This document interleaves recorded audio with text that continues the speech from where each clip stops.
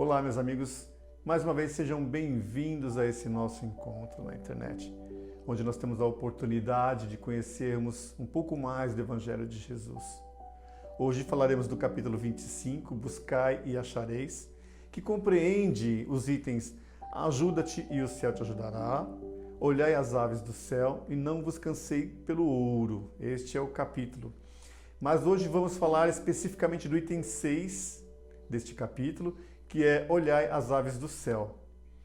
Este capítulo faz referência ao Evangelho de Mateus, capítulo 6, versículos 19 a 21 e 25 a 34.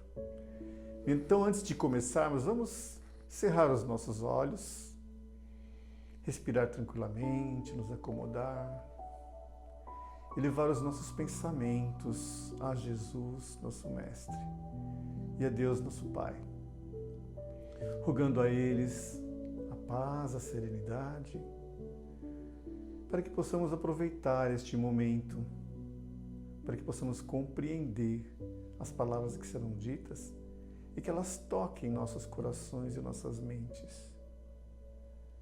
Senhor, Pai de amor infinito, de infinita misericórdia, que os mensageiros da Tua luz estejam conosco neste momento, nos amparando, nos auxiliando, nos protegendo nossos lares e a todos aqueles que amamos.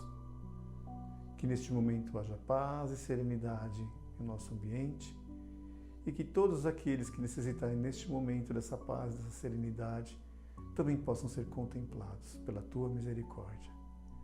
Que assim seja, graças a Deus. Bom, vamos lá. Vamos começar pela leitura Olhai as aves do céu. Não queirais entesourar para vós tesouros na terra, onde a ferrugem e a traça os consomem, e onde os ladrões o desenterram e roubam. Mas entesourai para vós tesouros no céu, onde não os consomem a ferrugem nem a traça, e onde os ladrões não desenterram e nem roubam. Porque onde está o tesouro, aí está também o teu coração. Portanto vos digo, não andeis cuidadosos da vossa vida, que comereis, nem para o vosso corpo que vestireis. Não é mais a alma do que a comida, e o corpo mais do que o vestido?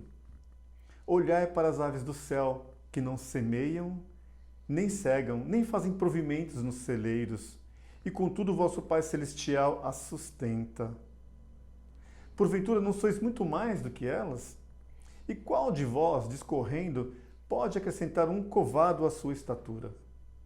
E por que andais vós solícitos pelo vestido? Considerai como crescem os lírios do campo. Eles não trabalham, nem fiam. Digo-vos mais, que nem Salomão, em toda a sua glória, se cobriu jamais como um destes. Pois se ao feno do campo, que hoje é e amanhã é lançado no forno, Deus veste assim, quanto mais a vós, homens de pouca fé. Não vos aflijais, dizendo que comeremos, ou que beberemos, ou com o que nos cobriremos. Porque os gentios é que se cansam por estas coisas. Porquanto vosso Pai sabe que tendes necessidade de todas elas. Buscai primeiramente o reino de Deus e a sua justiça. E todas estas coisas se vos acrescentarão. E assim não andeis inquietos pelo dia de amanhã. Porque o dia de amanhã a si mesmo trará seu cuidado. Ao dia basta a sua própria aflição. Mateus, capítulo 6, versículos 19 a 21, e 25 a 34. Bom, ao leitor mais descuidado, que não faça uma interpretação um pouco mais ampla, vai pensar assim, bom, então eu não preciso me preocupar com nada. Se Deus vai me prover de tudo, da minha vestimenta, do meu alimento, eu vou ficar aqui quietinho, tranquilinho, porque então vai chegar para mim de alguma maneira. A gente não pode fazer essa leitura ao pé da letra, né? Vamos compreender que nessa mensagem existe algo muito mais amplo, né, do que simplesmente tipo, então eu vou deixar que Deus me provê, não vou me preocupar com nada. Isso vai contra até as leis que a gente já conhece, as leis de progresso e as leis do trabalho, que são leis naturais, que são leis que proporcionam o nosso desenvolvimento, o desenvolvimento da nossa sociedade, né? Desenvolvimento do nosso planeta. Uma máquina que fique parada, por exemplo, né, que você deixa ela parada lá, ela vai empoeirar, ela vai se estragar, ela vai se perder. Quando você for lá depois de muito tempo tentar usar, não vai conseguir. A mesma coisa acontece conosco, né? Se nós não tivermos atividade, se nós não procurarmos nos exercitar, por exemplo, os nossos corpos adoecem, né? Nossos corpos não foram feitos para ficarem parados também, né?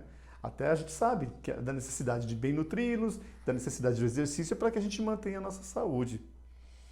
Se nós não tivéssemos, desde a criação da humanidade, desde o que a gente conhece por trabalho, feito alguma coisa, tivesse ficado nessa posição de espectador, né, a gente não teria evoluído dos estágios primitivos, a gente ainda estaria lá no tempo das cavernas. A gente não saberia ainda o que era a roda, não é verdade? Então é isso, o trabalho é uma lei natural, né? E que ajuda no progresso de nós mesmos e no progresso do nosso mundo. São as experiências que vivenciamos no trabalho que fazem com que esse desenvolvimento intelectual, moral, né, aconteça, a nossa inteligência se desenvolva. O que o texto está falando então? Né? Por que a gente tem que então confiar na providência divina? Porque muitas vezes a gente vai só em busca daquilo, do material, né? de obter bens materiais e esquece que nós somos seres espirituais também. Né? Ficamos naquela postura de querer acumular, acumular. Tem muitos irmãos que falam assim, eu vou proporcionar aos meus filhos tudo aquilo que eu não tive, quando eu era criança, quando eu passei por tantas privações, tantas dificuldades, eu não quero que os meus filhos passem por isso. Mas aí também se assumem aquela posição de provedores. São aqueles pais que muitas vezes não dizem não para os seus filhos, né? E acabam com a sua ausência muitas vezes no lar pelo excesso de trabalho, né? Por essa questão de querer sempre acumular mais, deixando os filhos meio que de lado e tentando recompensá-los, né? Recompensar a sua ausência com presentes, com bens materiais, e não sabem, não compreendem da necessidade da presença também no mundo doméstico, né, no seio da família, do pai, né, que faz muita falta. Principalmente nos dias de hoje, a gente percebe muitas crianças, muitos adolescentes que acabam sofrendo por conta dessa ausência, acabam sofrendo por conta dessa busca desenfreada de prover o material, esquecendo do convívio, esquecendo da atenção que a gente muitas vezes precisa dar aos nossos filhos, aos nossos familiares. Esses nossos irmãos que têm essa postura de querer prover os filhos de tudo aquilo que eles não tiveram, não sabem dar um não para os seus filhos e vão ter esses filhos no futuro dificuldades de receber os nãos que a vida nos dá. Hoje em dia nós temos muitos jovens, muitas crianças com dificuldades de encararem as frustrações justamente porque não tiveram essa base. Tiveram tudo muito tranquilo, muito fácil, não é? Justamente aquelas dificuldades que nós passamos por acaso, que nós tivemos na nossa juventude, que nos tornaram o que nós somos, que fizeram com que nós fôssemos adultos mais equilibrados, que conseguíssemos contornar as dificuldades que a vida sempre nos traz. O que o texto está querendo nos dizer aqui? Que nós não saímos de uma zona de equilíbrio, que é necessário, sim, buscarmos os bens materiais, estes recursos que nos são necessários num planeta material como a Terra, não é? Mas que nós também busquemos aquele patrimônio que é inalienável, que são os nossos patrimônios espirituais. Vamos buscar a nossa evolução, a evolução moral, despertar em nós os sentimentos de caridade, de amor, de empatia, né? Que nós não façamos da nossa vida simplesmente a busca pelo ouro, não é? A busca pelo material, esquecendo-se de que a Terra é uma oportunidade, é uma escola bendita para nós desenvolvermos muitas outras capacidades. Vamos procurar então o caminho do equilíbrio. É necessário que nós busquemos os bens materiais para o nosso sustento, sustento do nosso corpo, sustento dos nossos familiares, a proteção que nós precisamos no planeta material, mas que isso não seja simplesmente o único objetivo de nossas vidas e que não haja excessos com relação a isso, naquela questão de querer sempre acumular patrimônio e se esquecer do patrimônio que é o patrimônio espiritual, que nós devemos procurar também desenvolver, que esse patrimônio é um patrimônio que os bandidos não podem nos roubar, que não enferruja, que não se perde, porque é um patrimônio do nosso espírito que nós vamos levar eternamente conosco. Esse sim, esse é um patrimônio que nós levaremos para o mundo espiritual. Aqui na Terra, vamos utilizar os recursos que dispomos, vamos utilizar a matéria em nosso benefício, sem, no entanto, que nós nos tornemos escravos deles. Quem domina quem? É a matéria que nos domina ou nós dominamos a matéria, utilizamos com sabedoria estes recursos? Tem uma frase muito interessante que é atribuída a Dalai Lama e outros atribuem a Jim Brown, um jogador de futebol americano, que diz o seguinte: os homens perdem a saúde para juntar dinheiro. Depois perdem o dinheiro para recuperar a saúde. E por pensarem ansiosamente no futuro, esquecem do presente, de forma que acabam por não viver nem o presente nem o futuro. E vivem como se nunca fossem morrer e morrem como se nunca tivessem vivido.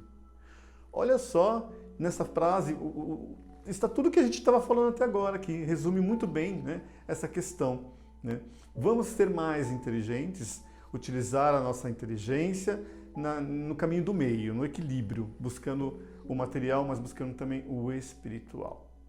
É isso aí, pessoal. Espero que eu tenha contribuído, né, na compreensão dessa passagem do Evangelho.